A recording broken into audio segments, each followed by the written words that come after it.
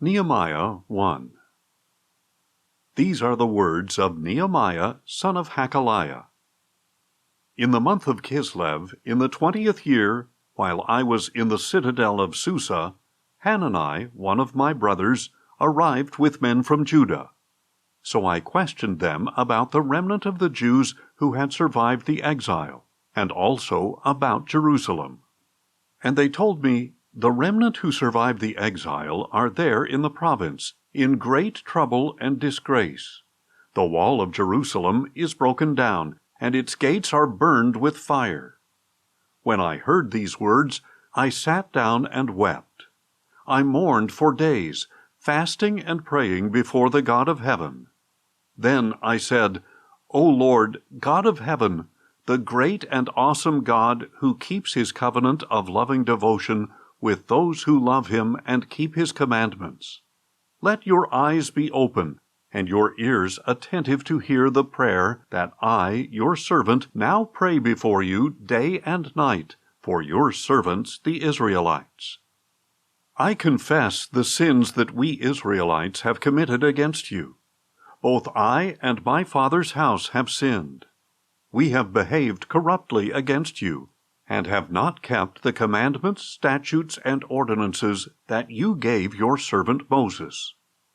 Remember, I pray, the word that you commanded your servant Moses, when you said, If you are unfaithful, I will scatter you among the nations. But if you return to me, and keep and practice my commandments, then even if your exiles have been banished to the farthest horizon, I will gather them from there and bring them to the place I have chosen as a dwelling for my name.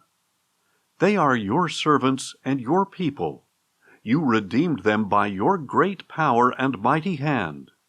O Lord, may your ear be attentive to my prayer and to the prayers of your servants who delight to revere your name. Give your servant success this day, I pray, and grant him mercy in the sight of this man. At that time I was the cupbearer to the king. Nehemiah 2. Now in the month of Nisan, in the 20th year of King Artaxerxes, when wine was set before him, I took the wine and gave it to the king. I had never been sad in his presence. So the king said to me, Why is your face sad, though you are not ill? This could only be sadness of the heart. I was overwhelmed with fear, and replied to the king, May the king live forever. Why should I not be sad, when the city where my fathers are buried lies in ruins, and its gates have been destroyed by fire? What is your request? Replied the king. So I prayed to the God of heaven, and answered the king, If it pleases the king, and if your servant has found favor in your sight, I ask that you send me to Judah, to the city where my fathers are buried, so that I may rebuild it. Then the king, with the queen seated beside him, asked me, How long will your journey take, and when will you return? So it pleased the king to send me, and I set a time. I also said to him, If it pleases the king, may letters be given to me for the governors west of the Euphrates, so that they will grant me safe passage until I reach Judah. And may I have a letter to Asaph, keeper of the king's forest, so that he will give me timber to make beams for the gates of the citadel to the temple, for the city wall, and for the house I will occupy. And because the gracious hand of my God was upon me, the king granted my requests. Then I went to the governors west of the Euphrates, and gave them the king's letters. The king had also sent army officers and cavalry with me. But when Sanballat the Horonite and Tobiah the Ammonite official heard about this, they were deeply disturbed that someone had come to seek the well-being of the Israelites. After I had arrived in Jerusalem and had been there 3 days, I set out at night with a few men. I did not tell anyone what my God had laid on my heart to do for Jerusalem. The only animal with me was the one on which I was riding. So I went out at night through the valley gate toward the well of the serpent and the dung gate. And I inspected the walls of Jerusalem that had been broken down, and the gates that had been destroyed by fire. Then I went on to the fountain gate and the king's pool, but there was no room for the animal under me to get through. So I went up the valley by night and inspected the wall.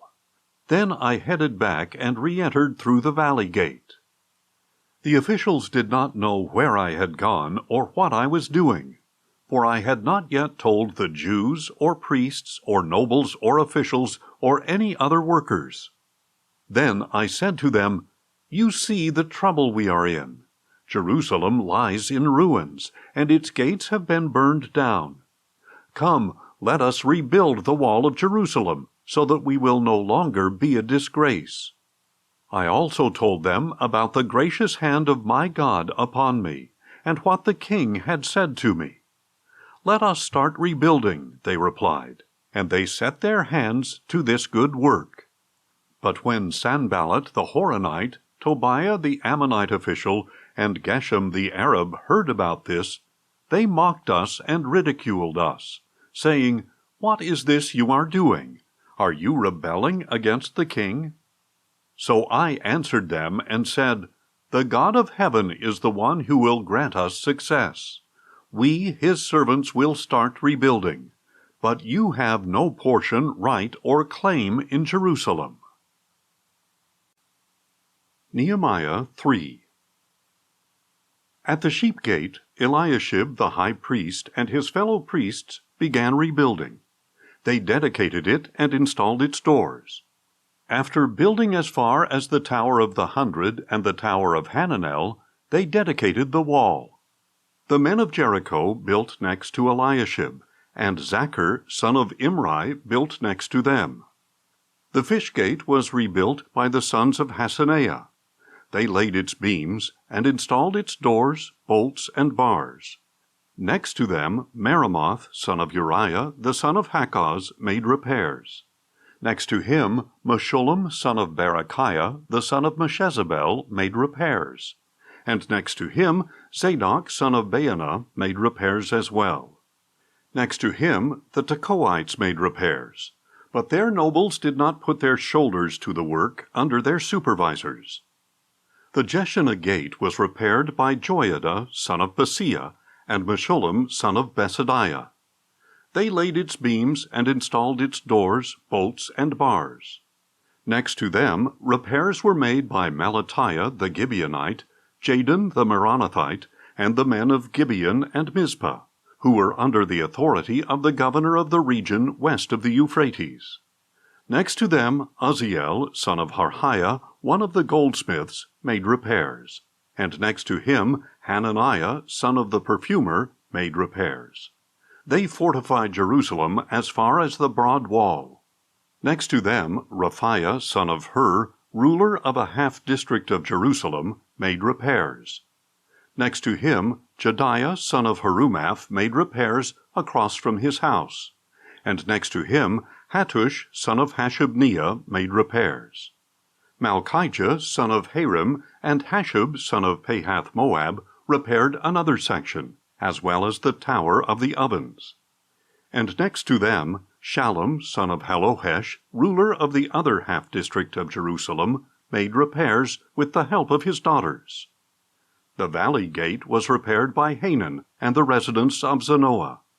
They rebuilt it, installed its doors, bolts, and bars, and repaired 1,000 cubits of the wall as far as the dung gate. The dung gate was repaired by Malchijah, son of Rechab, ruler of the district of Beth-Hakerem. He rebuilt it and installed its doors, bolts, and bars. The fountain gate was repaired by Shallun, son of Kolhozah, ruler of the district of Mizpah. He rebuilt it, roofed it, and installed its doors, bolts, and bars. He also repaired the wall of the pool of Shelah, near the king's garden, as far as the stairs that descend from the city of David. Beyond him, Nehemiah, son of Azbuk, ruler of a half-district of Beth-zur, made repairs up to a point opposite the tombs of David, as far as the artificial pool and the house of the mighty. Next to him, the Levites made repairs under Rehum, son of Bani. And next to him, Hashabiah, ruler of a half-district of Keilah, made repairs for his district. Next to him, their countrymen made repairs under Binnui, son of Henadad, ruler of the other half-district of Keilah. And next to him, Ezer, son of Jeshua, ruler of Mizpah, repaired another section opposite the ascent to the armory, near the angle in the wall.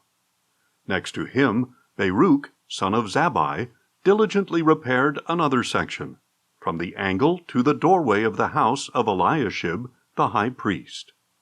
Next to him, Meremoth, son of Uriah, the son of Hakkoz, repaired another section, from the doorway of the house of Eliashib to the end of the house. And next to him, the priests from the surrounding area made repairs. Beyond them, Benjamin and Hashub made repairs in front of their house, and next to them, Azariah, son of Maaseiah, the son of Ananiah, made repairs beside his house. After him, Binnui, son of Henadad, repaired another section, from the house of Azariah to the angle and the corner. And Palal, son of Uzai, made repairs opposite the angle and the tower that juts out from the upper palace of the king near the courtyard of the guard. Next to him, Pedaiah, son of Parosh, and the temple servants living on the hill of Ophel, made repairs opposite the water gate toward the east and the tower that juts out. And next to them, the Tekoites repaired another section, from a point opposite the great tower that juts out to the wall of Ophel. Above the horse gate, each of the priests made repairs in front of his own house. Next to them, Zadok, son of Immer, made repairs opposite his house. And next to him, Shemaiah, son of Shechaniah, the guard of the east gate, made repairs. Next to him, Hananiah, son of Shelemiah, as well as Hanan, the sixth son of Zalaph, repaired another section. Next to them, Meshullam, son of Berechiah, made repairs opposite his own quarters. Next to him, Malchijah, one of the goldsmiths, made repairs as far as the house of the temple servants and the merchants, opposite the inspection gate, and as far as the upper room above the corner. And between the upper room above the corner and the sheep gate, the goldsmiths and merchants made repairs. Nehemiah 4. Now when Sanballat heard that we were rebuilding the wall, he was furious and filled with indignation. He ridiculed the Jews before his associates and the army of Samaria, saying, "What are these feeble Jews doing? Can they restore the wall by themselves? Will they offer sacrifices? Will they complete it in a day? Can they bring these burnt stones back to life from the mounds of rubble?" Then Tobiah the Ammonite, who was beside him, said, "If even a fox were to climb up on what they are building, it would break down their wall of stones. Hear us, O God, for we are despised. Turn their scorn back upon their own heads, and let them be taken as plunder to a land of captivity. Do not cover up their iniquity, or let their sin be blotted out from your sight, for they have provoked the builders." So we rebuilt the wall until all of it was joined together up to half its height, for the people had a mind to work. When Sanballat and Tobiah, together with the Arabs, Ammonites, and Ashdodites, heard that the repair to the walls of Jerusalem was progressing, and that the gaps were being closed, they were furious, and all of them conspired to come and fight against Jerusalem and create a hindrance. So we prayed to our God, and posted a guard against them day and night. Meanwhile, the people of Judah said, "The strength of the laborer fails, and there is so much rubble that we will never be able to rebuild the wall." And our enemies said, "Before they know or see a thing, we will come into their midst, kill them, and put an end to the work." At that time the Jews who lived nearby came and told us 10 times over, "Wherever you turn, they will attack us." So I stationed men behind the lowest sections of the wall, at the vulnerable areas. I stationed them by families, with their swords, spears, and bows. After I had made an inspection, I stood up and said to the nobles, the officials, and the rest of the people, "Do not be afraid of them. Remember the Lord, who is great and awesome, and fight for your brothers, your sons and your daughters, your wives and your homes." When our enemies heard that we were aware of their scheme, and that God had frustrated it, each of us returned to his own work on the wall. And from that day on, half of my servants did the work, while the other half held spears, shields, bows, and armor. The officers stationed themselves behind all the people of Judah who were rebuilding the wall. The laborers who carried materials worked with one hand and held a weapon with the other, and each of the builders worked with his sword strapped at his side. But the trumpeter stayed beside me. Then I said to the nobles, the officials, and the rest of the people, "The work is great and extensive, and we are spread out far from one another along the wall. Wherever you hear the sound of the horn, rally to us there. Our God will fight for us." So we continued the work, while half of the men held spears from the break of dawn until the stars came out. At that time I also said to the people, "Let every man and his servant spend the night inside Jerusalem, so that they can stand guard by night and work by day." So neither I, nor my brothers, nor my servants, nor the guards with me changed out of our clothes. Each carried his weapon, even to go for water. Nehemiah 5. About that time there was a great outcry from the people and their wives against their fellow Jews. Some were saying, "We and our sons and daughters are numerous. We must get grain in order to eat and stay alive." Others were saying, "We are mortgaging our fields, our vineyards, and our homes to get grain during the famine." Still others were saying, "We have borrowed money to pay the king's tax on our fields and vineyards. We and our children are just like our countrymen and their children, yet we are subjecting our sons and daughters to slavery. Some of our daughters are already enslaved, but we are powerless to redeem them because our fields and vineyards belong to others." When I heard their outcry and these complaints, I became extremely angry. And after serious thought, I rebuked the nobles and officials, saying, "You are exacting usury from your own brothers." So I called a large assembly against them, and said, "We have done our best to buy back our Jewish brothers who were sold to foreigners. But now you are selling your own brothers, that they may be sold back to us." But they remained silent, for they could find nothing to say. So I continued, "What you are doing is not right. Shouldn't you walk in the fear of our God to avoid the reproach of our foreign enemies? I, as well as my brothers and my servants, have been lending the people money and grain. Please let us stop this usury. Please restore to them immediately their fields, vineyards, olive groves, and houses, along with the percentage of the money, grain, new wine, and oil that you have been assessing them." "We will restore it," they replied, "and will require nothing more from them. We will do as you say." So I summoned the priests and required of the nobles and officials an oath that they would do what they had promised. I also shook out the folds of my robe and said, "May God likewise shake out of his house and possession every man who does not keep this promise. May such a man be shaken out and have nothing." The whole assembly said, "Amen," and they praised the Lord. And the people did as they had promised. Furthermore, from the day King Artaxerxes appointed me to be their governor in the land of Judah, from his 20th year until his 32nd year, 12 years total, neither I nor my brothers ate the food allotted to the governor.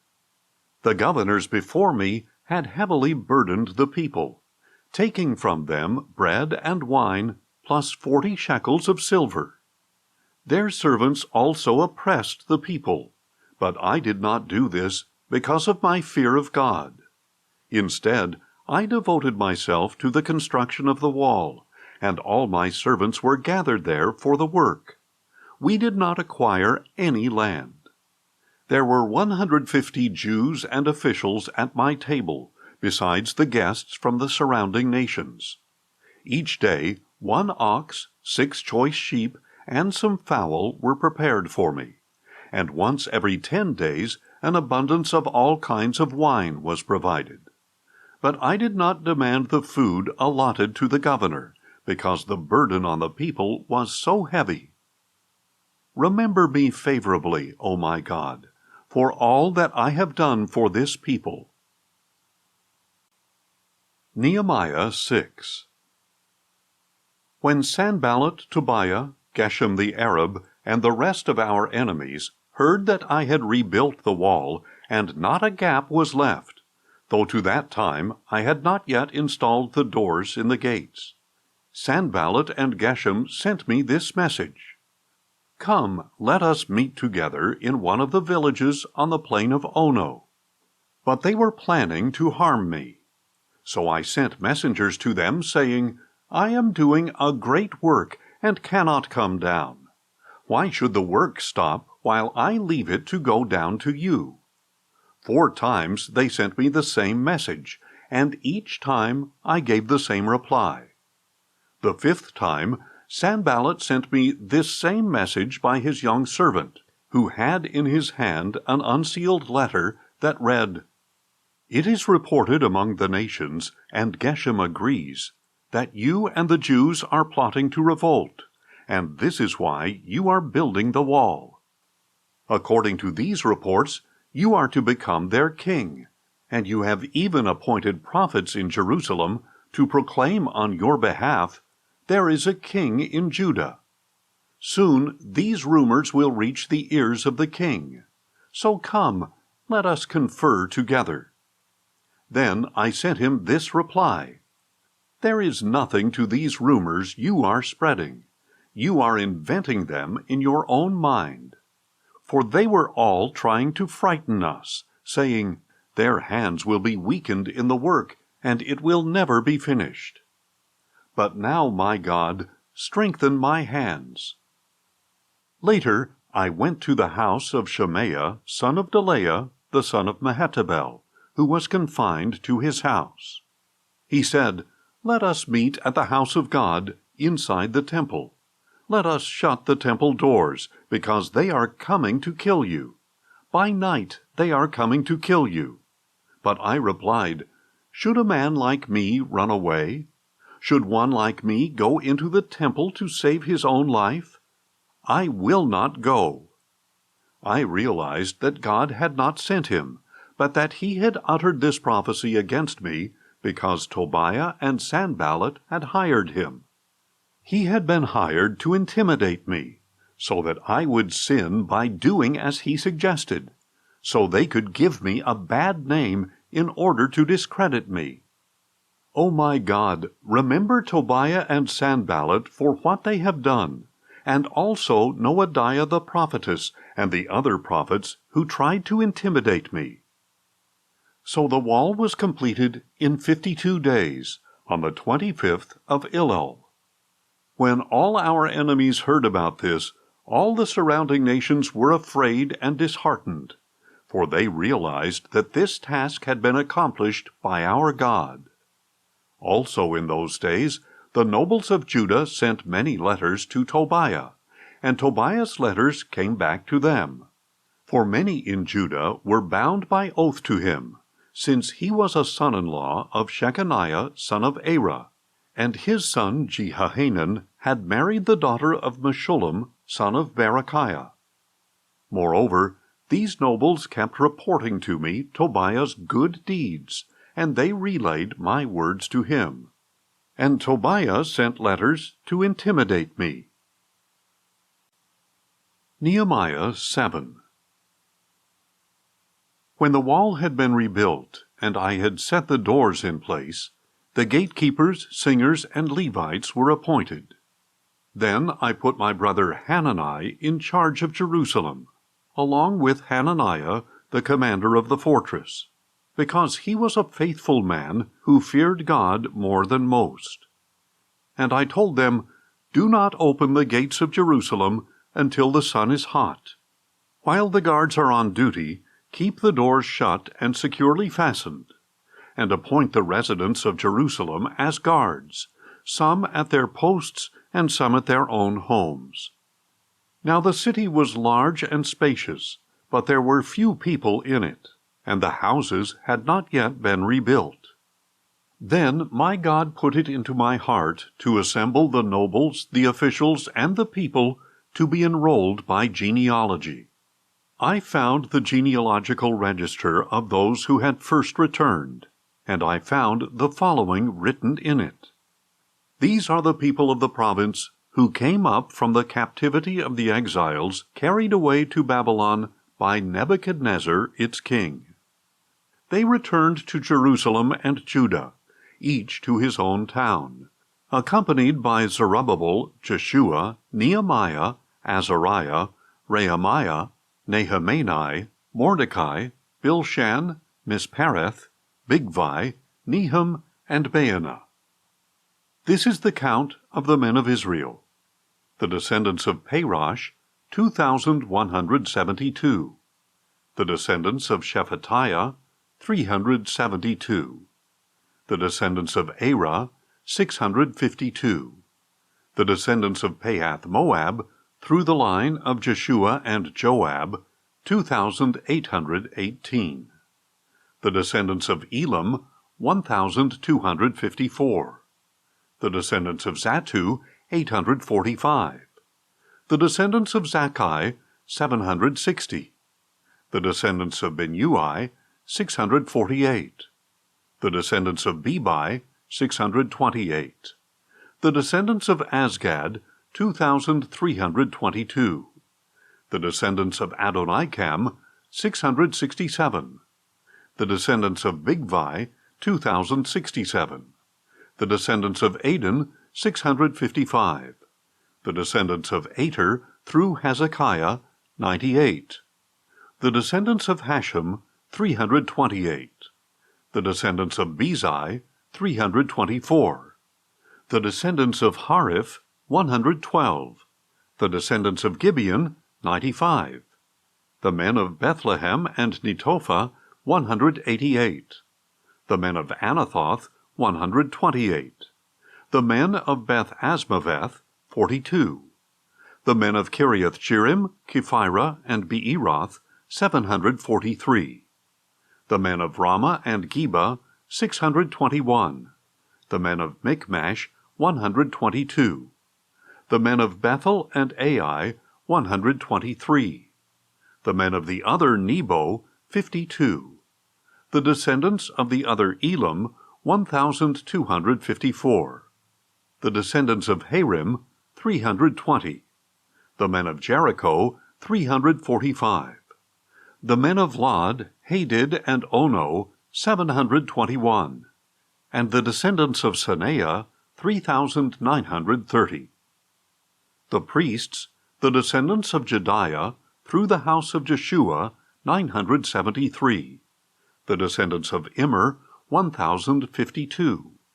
The descendants of Pashur, 1,247. And the descendants of Harim, 1,017.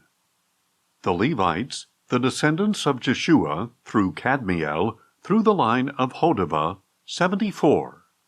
The singers, the descendants of Asaph, 148. The gatekeepers, the descendants of Shallum, the descendants of Ater, the descendants of Talmon, the descendants of Akub, the descendants of Hatita, and the descendants of Shobai, 138 in all.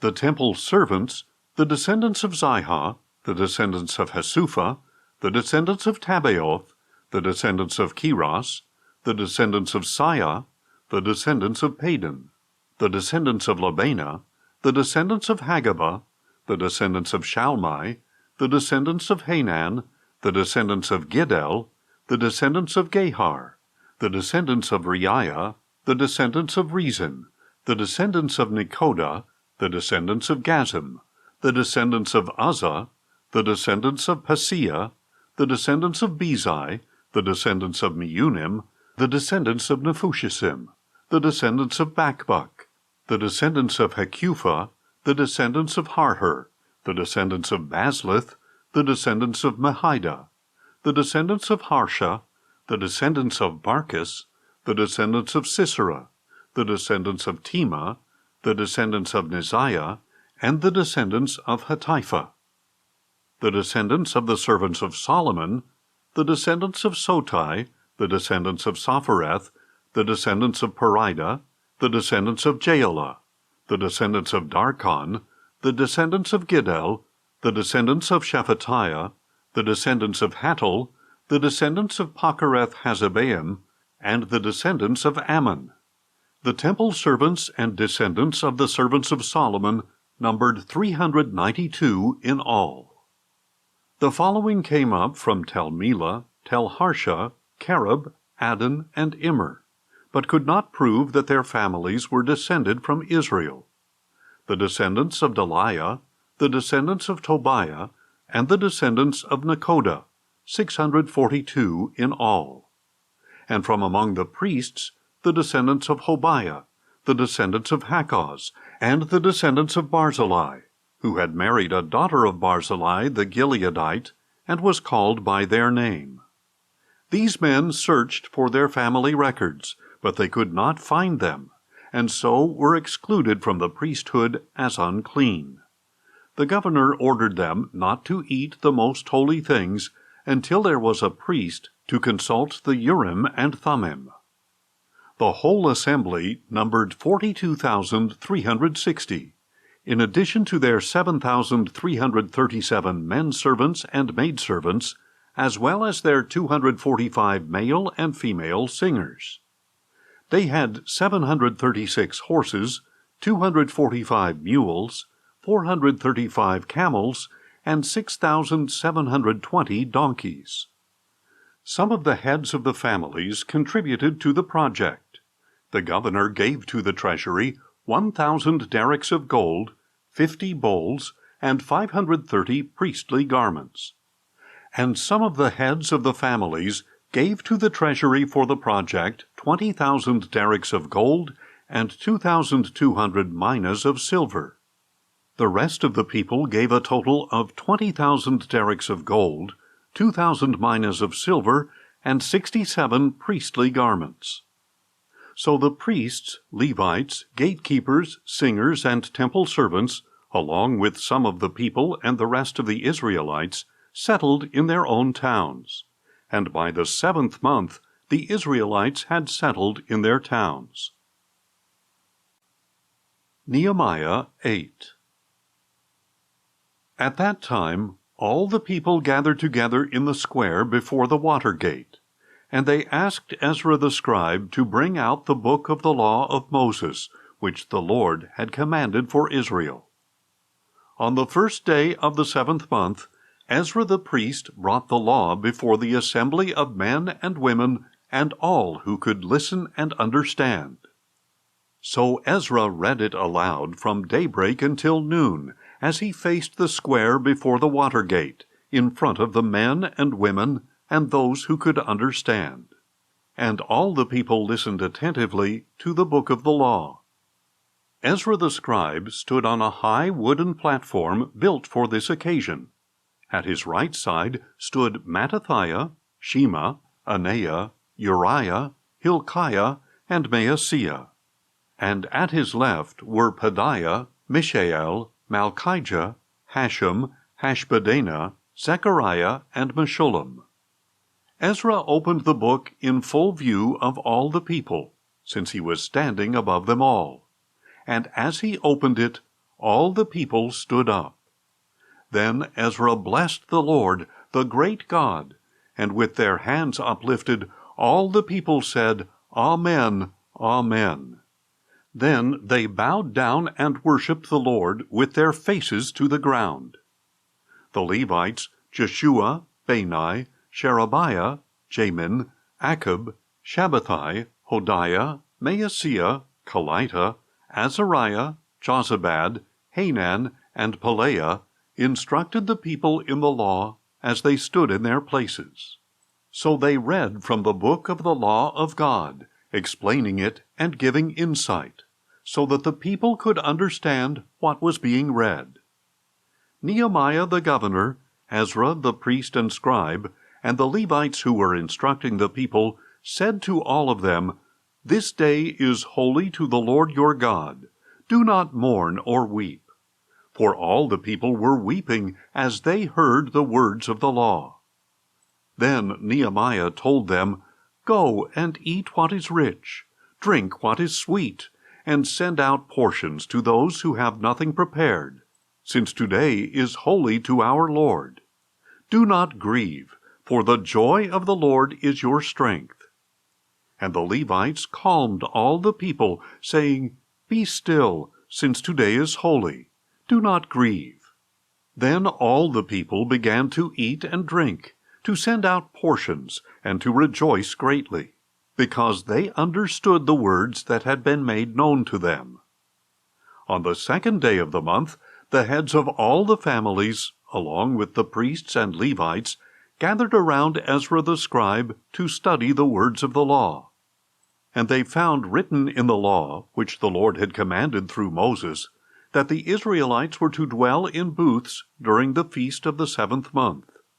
So they proclaimed this message, and spread it throughout their towns and in Jerusalem, saying, Go out to the hill country, and bring back branches of olive, wild olive, myrtle, palm, and other leafy trees, to make booths, as it is written.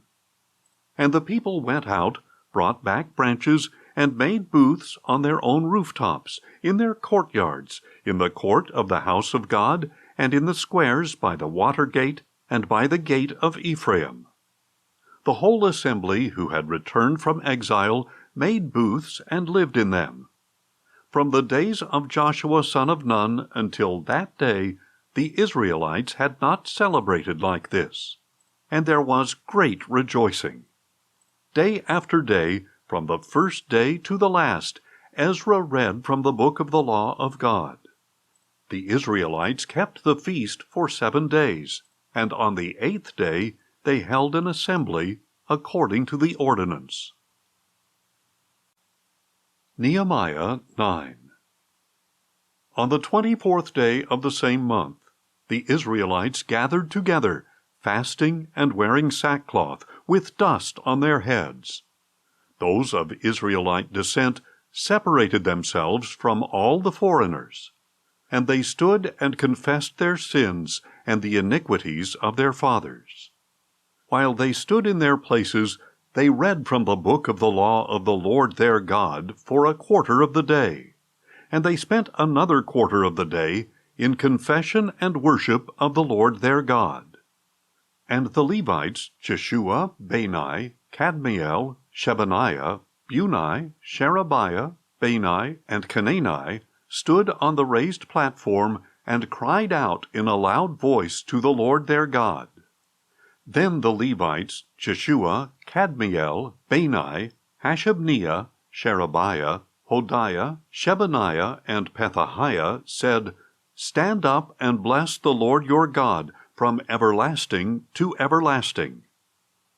Blessed be your glorious name, and may it be exalted above all blessing and praise. You alone are the Lord. You created the heavens, the highest heavens, with all their host, the earth and all that is on it, the seas and all that is in them. You give life to all things, and the host of heaven worships you. You are the Lord, the God who chose Abram, who brought him out of Ur of the Chaldeans, and gave him the name Abraham. You found his heart faithful before you, and made a covenant with him, to give the land of the Canaanites and Hittites, of the Amorites and Perizzites, of the Jebusites and Girgashites, to give it to his descendants. You have kept your promise, because you are righteous. You saw the affliction of our fathers in Egypt. You heard their cry at the Red Sea. You performed signs and wonders against Pharaoh, all his officials, and all the people of his land. For you knew they had acted with arrogance against our fathers. You made a name for yourself that endures to this day.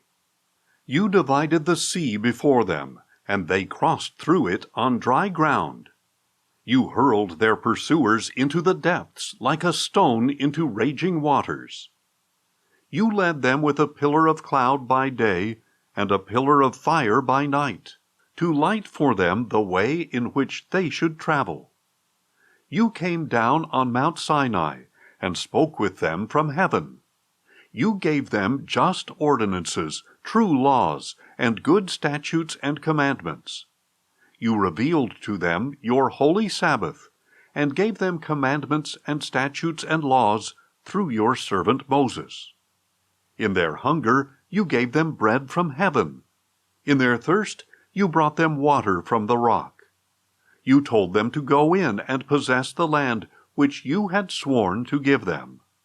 But they and our fathers became arrogant and stiff-necked, and did not obey your commandments. They refused to listen, and failed to remember the wonders you performed among them. They stiffened their necks and appointed a leader to return them to their bondage in Egypt. But you are a forgiving God, gracious and compassionate, slow to anger, and rich in loving devotion, and you did not forsake them. Even when they cast for themselves an image of a calf, and said, "This is your God, who brought you up out of Egypt," and when they committed terrible blasphemies, you, in your great compassion, did not forsake them in the wilderness. By day the pillar of cloud never turned away from guiding them on their path, and by the night the pillar of fire illuminated the way they should go. You gave your good Spirit to instruct them. You did not withhold your manna from their mouths, and you gave them water for their thirst. For 40 years you sustained them in the wilderness, so that they lacked nothing. Their clothes did not wear out, and their feet did not swell. You gave them kingdoms and peoples, and allotted to them every corner of the land. So they took the land of Sihon king of Heshbon, and of Og king of Bashan. You multiplied their descendants like the stars of heaven, and brought them to the land you had told their fathers to enter and possess. So their descendants went in and possessed the land. You subdued before them the Canaanites dwelling in the land. You delivered into their hands the kings and peoples of the land, to do with them as they wished. They captured fortified cities and fertile land, and took houses full of all goods, wells already dug, vineyards, olive groves, and fruit trees in abundance. So they ate and were filled. They grew fat and delighted in your great goodness. But they were disobedient and rebelled against you. They flung your law behind their backs. They killed your prophets, who had admonished them to return to you. They committed terrible blasphemies. So you delivered them into the hands of enemies who oppressed them. And in their time of distress they cried out to you. From heaven you heard them, and in your great compassion you gave them deliverers, who saved them from the hands of their enemies. But as soon as they had rest, they again did evil in your sight. So you abandoned them to the hands of their enemies, who had dominion over them. When they cried out to you again, you heard from heaven, and you delivered them many times in your compassion. You admonished them to turn back to your law, but they were arrogant and disobeyed your commandments. They sinned against your ordinances, by which a man will live if he practices them. They stubbornly shrugged their shoulders. They stiffened their necks and would not obey. You were patient with them for many years, and your Spirit admonished them through your prophets. Yet they would not listen, so you gave them into the hands of the neighboring peoples. But in your great compassion you did not put an end to them, nor did you forsake them, for you are a gracious and compassionate God. So now, our God, the great and mighty and awesome God, who keeps his gracious covenant, do not view lightly all the hardship that has come upon us, and upon our kings and leaders, our priests and prophets, our ancestors, and all your people, from the days of the kings of Assyria until today. You are just in all that has befallen us, because you have acted faithfully while we have acted wickedly. Our kings and leaders and priests and fathers did not obey your law, or listen to your commandments and warnings that you gave them. For even while they were in their kingdom with the abundant goodness that you had given them, and in the spacious and fertile land that you had set before them, they would not serve you or turn from their wicked ways. So here we are today as slaves in the land you gave our fathers to enjoy its fruit and goodness. Here we are as slaves. Its abundant harvest goes to the kings you have set over us because of our sins, and they rule over our bodies and our livestock as they please. We are in great distress. In view of all this, we make a binding agreement, putting it in writing and sealing it with the names of our leaders, Levites, and priests. Nehemiah 10. Now these were the ones who sealed the document: Nehemiah the governor, son of Hakaliah, and also Zedekiah, Sariah, Azariah, Jeremiah, Pashur, Amariah, Malchijah, Hattush, Shebaniah, Malach, Harim, Meremoth, Obadiah, Daniel, Ginnethon, Baruch, Meshullam, Abijah, Mijamin, Maaziah, Bilgai, and Shemaiah. These were the priests. The Levites, Jeshua, son of Azaniah, Binnui of the sons of Henadad, Kadmiel, and their associates, Shebaniah, Hodiah, Kelita, Pelaiah, Hanan, Micah, Rehab, Hashabiah, Zaccur, Sherebiah, Shebaniah, Hodiah, Bani, and Beninu. And the leaders of the people, Parosh, Pahath-Moab, Elam, Zattu, Bani, Buni, Azgad, Bebai, Adonijah, Bigvai, Adin, Ater, Hezekiah, Azar, Hodiah, Hashem, Bezai, Hariph, Anathoth, Nebai, Magpaash, Meshullam, Hezer, Meshezabel, Zadok, Jeduah, Pelatiah, Hanan, Anaiah, Hoshea, Hananiah, Hashub, Halohesh, Pilha, Shobek, Rehum, Hashabnah, Maaseiah, Ahijah, Hanan, Anan, Malach, Harim, and Baanah.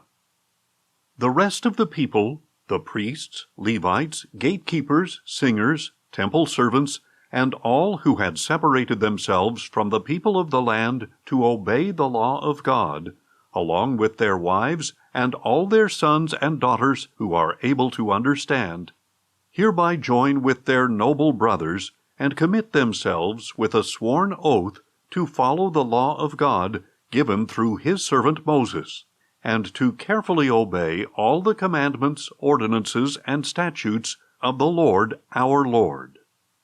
We will not give our daughters in marriage to the people of the land, and we will not take their daughters for our sons. When the people of the land bring merchandise or any kind of grain to sell on the Sabbath day, we will not buy from them on a Sabbath or holy day.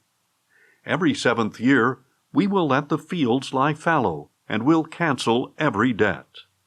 We also place ourselves under the obligation to contribute 1/3 of a shekel yearly for the service of the house of our God, for the showbread, for the regular grain offerings and burnt offerings, for the Sabbath offerings, for the new moons and appointed feasts, for the holy offerings, for the sin offerings to make atonement for Israel, and for all the duties of the house of our God.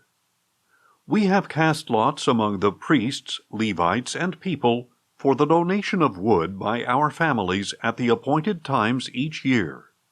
They are to bring it to the house of our God to burn on the altar of the Lord our God, as it is written in the law. We will also bring the first fruits of our land and of every fruit tree to the house of the Lord year by year. And we will bring the firstborn of our sons and our livestock, as it is written in the law, and will bring the firstborn of our herds and flocks to the house of our God, to the priests who minister in the house of our God. Moreover, we will bring to the priests at the storerooms of the house of our God the firstfruits of our dough, of our grain offerings, of the fruit of all our trees, and of our new wine and oil. 1/10 of our produce belongs to the Levites, so that they shall receive tithes in all the towns where we labor. A priest of Aaron's line is to accompany the Levites when they collect the 10th, and the Levites are to bring 1/10 of these tithes to the storerooms of the treasury in the house of our God.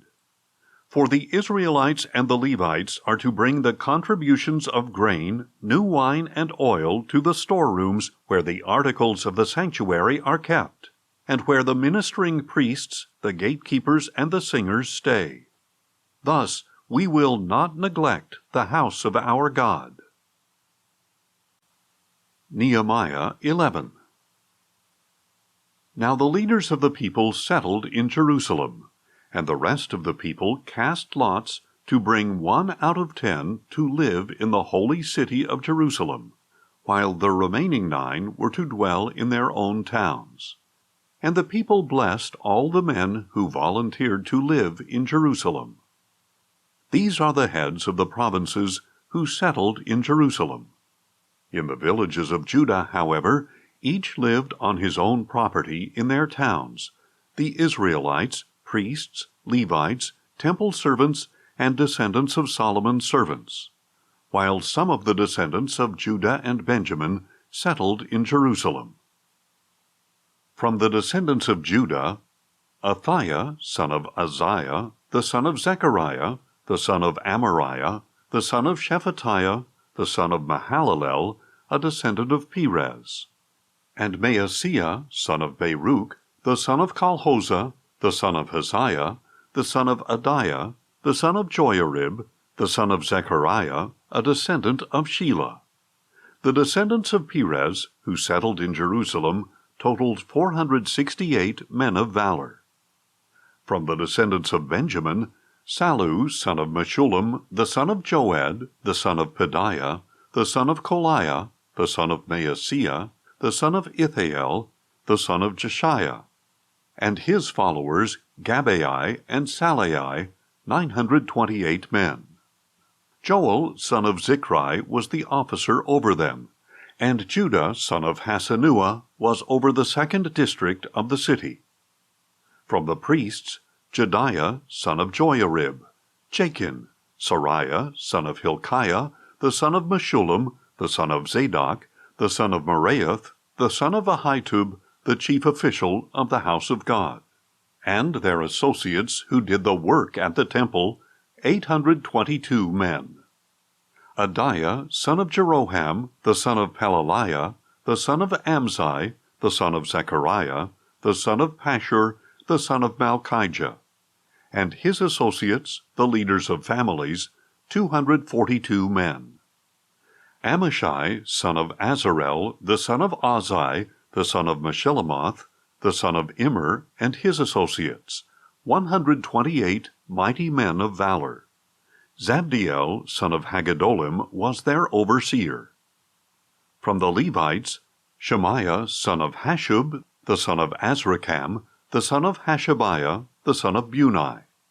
Shabbathai and Jozabad, 2 leaders of the Levites who supervised the work outside the house of God. Mattaniah, son of Micah, the son of Zabdi, the son of Asaph, who led in thanksgiving and prayer. Bakbukiah, second among his associates, and Abda, son of Shemuah, the son of Galal, the son of Jeduthun. The Levites in the holy city totaled 284. And the gatekeepers, Akub, Talmon, and their associates, who kept watch at the gates, 172 men. The rest of the Israelites, with the priests and Levites, were in all the villages of Judah, each on his own inheritance. The temple servants lived on the hill of Ophel, with Sihah and Gishpa over them. Now the overseer of the Levites in Jerusalem was Uzzi, son of Bani, the son of Hashabiah, the son of Mattaniah, the son of Micah. He was one of Asaph's descendants, who were the singers in charge of the service of the house of God. For there was a command from the king concerning the singers, an ordinance regulating their daily activities. Pethahiah, son of Meshezabel, a descendant of Zerah, son of Judah, was the king's agent in every matter concerning the people. As for the villages with their fields, some of the people of Judah lived in Kiriath Arba, Dibon, Jekabzeel, and their villages, in Jeshua, Moleda, and Beth Pelet, in Hazar Shual, in Beersheba and its villages, in Ziklag, in Mekona and its villages, in Enrimmon, Zorah, Jarmuth, Zanoah, Adullam and their villages, in Lachish and its fields, and in Azekah and its villages.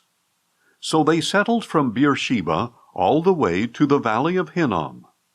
The descendants of Benjamin from Geba lived in Michmash, Aijah, and Bethel with its villages, in Anathoth, Nob, Ananiah, Hazor, Ramah, Gittaim, Hadad, Zeboim, Neballat, Lod, and Ono, and in the valley of the craftsmen. And some divisions of the Levites of Judah settled in Benjamin. Nehemiah 12. Now these are the priests and Levites who went up with Zerubbabel, son of Shealtiel, and with Jeshua: Sariah, Jeremiah, Ezra, Amariah, Malach, Hattush, Shechaniah, Rehum, Meremoth, Iddo, Ginnethon, Abijah, Mijamin, Maadiah, Bilgah, Shemaiah, Joiarib, Jediah, Sallu, Amok, Hilkiah, and Jediah. These were the leaders of the priests and their associates in the days of Jeshua. The Levites were Jeshua, Binnui, Kadmiel, Sherebiah, Judah, and Mattaniah, who, with his associates, led the songs of thanksgiving. Bakbukiah and Unni, their associates, stood across from them in the services. Jeshua was the father of Joachim. Joachim was the father of Eliashib. Eliashib was the father of Joiada. Joiada was the father of Jonathan, and Jonathan was the father of Jaddua.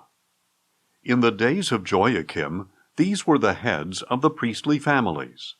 Of the family of Sariah, Moriah; of Jeremiah, Hananiah; of Ezra, Meshullam; of Amariah, Jehohanan; of Mallukai, Jonathan; of Shebaniah, Joseph; of Harim, Adnah; of Meraioth, Helkai; of Iddo, Zechariah; of Ginnethon, Meshullam; of Abijah, Zichri; of Meniamin and of Moadiah, Piltai; of Bilgah, Shemuah; of Shemaiah, Jonathan; of Joiarib, Mattani; of Jediah, Uzzi; of Salai, Kalai; of Amok, Eber; of Hilkiah, Hashabiah; and of Jediah, Nethanel. In the days of Eliashib, Joiada, Johanan, and Jaddua, during the reign of Darius the Persian, the heads of the families of the Levites and priests were recorded. As for the descendants of Levi, The family heads up to the days of Johanan, son of Eliashib, were recorded in the book of the Chronicles. The leaders of the Levites were Hashabiah, Sherebiah, and Jeshua, son of Kadmiel, along with their associates, who stood across from them to give praise and thanksgiving as one section alternated with the other, as prescribed by David the man of God. Mattaniah, Bakbukiah, Obadiah, Meshullam, Talmon, and Akub were gatekeepers who guarded the storerooms at the gates. They served in the days of Joachim, son of Jeshua, the son of Jozadak, and in the days of Nehemiah the governor, and Ezra the priest and scribe. At the dedication of the wall of Jerusalem, the Levites were sought out from all their homes and brought to Jerusalem to celebrate the joyous dedication with thanksgiving and singing, accompanied by cymbals, harps, and lyres. The singers were also assembled from the region around Jerusalem, from the villages of the Netophathites, from Beth Gilgal, and from the fields of Geba and Asmaveth, for they had built villages for themselves around Jerusalem. After the priests and Levites had purified themselves, they purified the people, the gates, and the wall. Then I brought the leaders of Judah up on the wall, and I appointed 2 great thanksgiving choirs. One was to proceed along the top of the wall to the right, toward the dung gate. Hoshea and half the leaders of Judah followed, along with Azariah, Ezra, Meshullam, Judah, Benjamin, Shemaiah, Jeremiah, and some of the priests with trumpets, and also Zechariah, son of Jonathan, the son of Shemaiah, the son of Mattaniah, the son of Micaiah, the son of Zachar, the son of Asaph, and his associates, Shemaiah, Azarel, Milalai, Gilalai, Mai, Nethanel, Judah, and Hanani, with the musical instruments prescribed by David, the man of God. Ezra the scribe led the procession.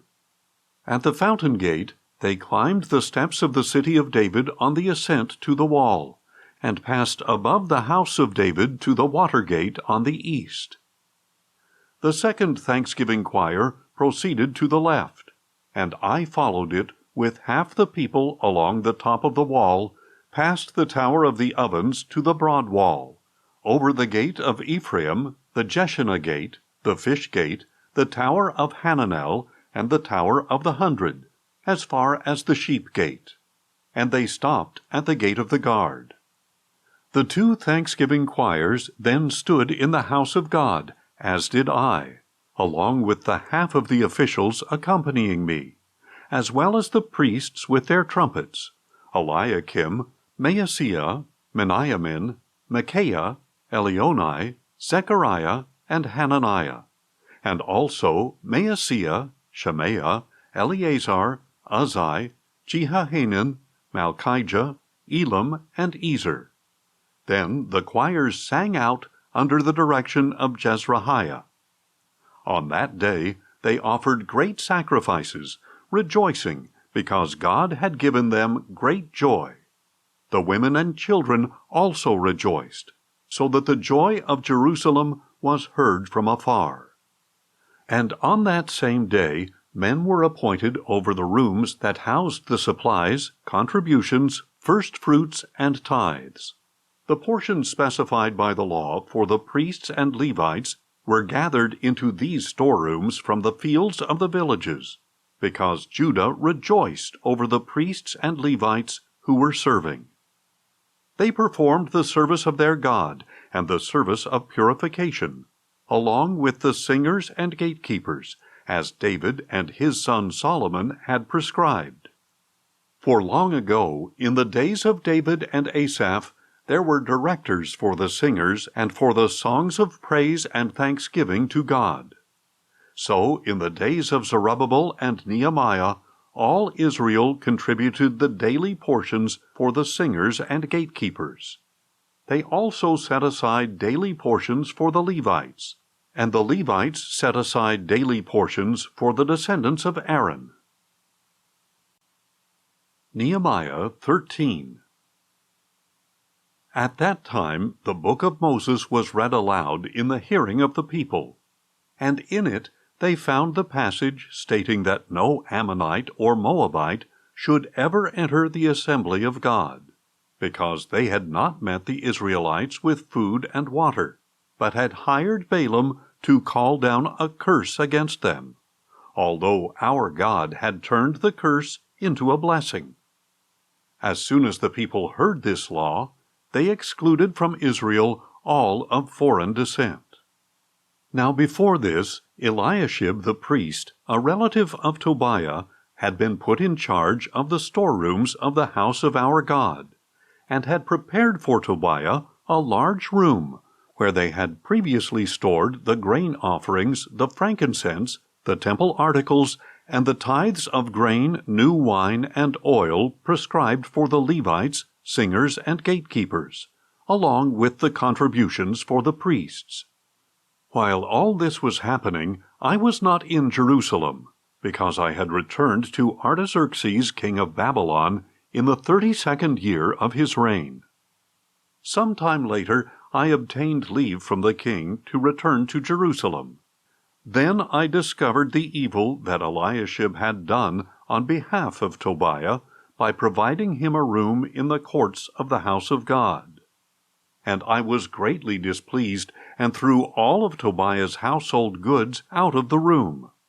Then I ordered that the rooms be purified, and I had the articles of the house of God restored to them, along with the grain offerings and frankincense.